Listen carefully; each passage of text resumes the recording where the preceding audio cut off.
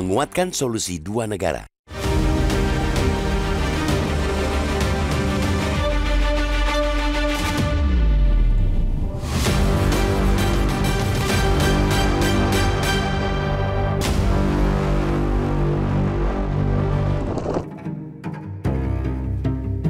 Pidato Presiden Prabowo Subianto di KTT PBB Senin 22 September di New York, Amerika Serikat punya makna penting dan strategis, kendati itu bukanlah sikap baru. Pidato itu memberi dorongan lebih progresif terhadap momentum bertambahnya dukungan dunia terhadap eksistensi negara Palestina.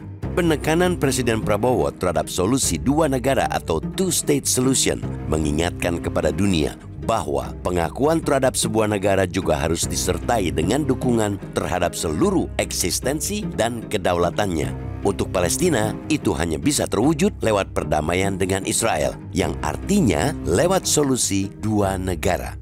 Itulah penegasan dan makna penting dari Presiden Prabowo. Dalam pidato tersebut, Presiden juga kembali menegaskan komitmen Indonesia terhadap solusi dua negara itu. Indonesia yang telah dikenal sebagai pendukung setia kemerdekaan Palestina bersedia mengakui Israel hanya jika Israel mengakui Palestina sebagai negara berdaulat. Begitu Israel mengakui kemerdekaan dan kedaulatan Palestina, Indonesia juga akan segera mengakui negara Israel dan mendukung terjaminnya keamanan Israel, tegas Prabowo dalam pidatonya. Pernyataan yang sama juga sudah Prabowo sampaikan di hadapan Presiden Prancis Emmanuel Macron saat berkunjung ke Indonesia Mei lalu.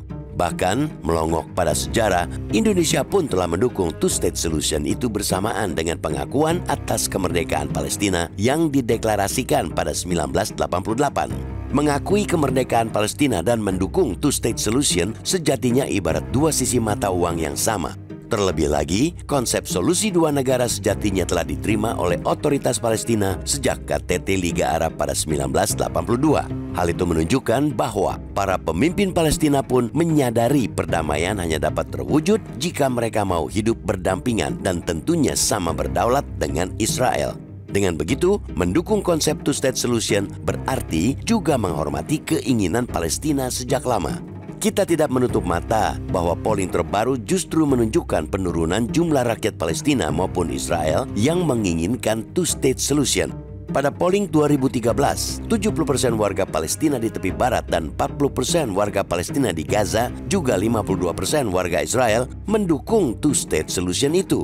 Namun, pada polling 2021, tinggal 39% warga Palestina yang mendukung solusi itu, sedangkan jumlah warga Israel yang menginginkan itu tidak diketahui.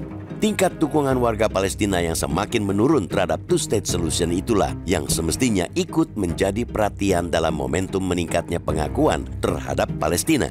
Akhir pekan lalu, Inggris, Kanada, Prancis, dan Australia ikut dalam barisan negara yang mengakui eksistensi negara Palestina.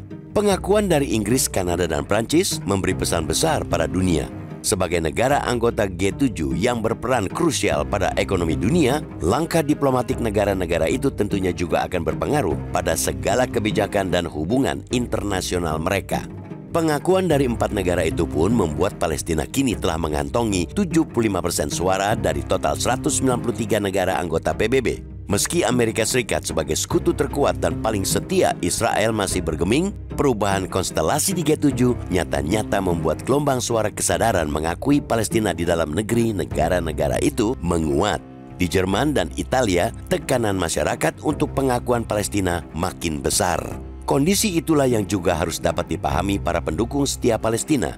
Negara-negara pendukung Palestina semestinya juga menunjukkan pada dunia bahwa bukan saja kepentingan Palestina yang diperjuangkan, namun perdamaian hakiki. Keamanan Israel sesungguhnya juga akan terwujud jika Palestina diakui, dan Indonesia telah termasuk terdepan dalam memahami dan memperjuangkan itu. Jalan menuju solusi dua negara memang kian disambut secara nyata, namun tidak berarti jalan itu sudah lempang.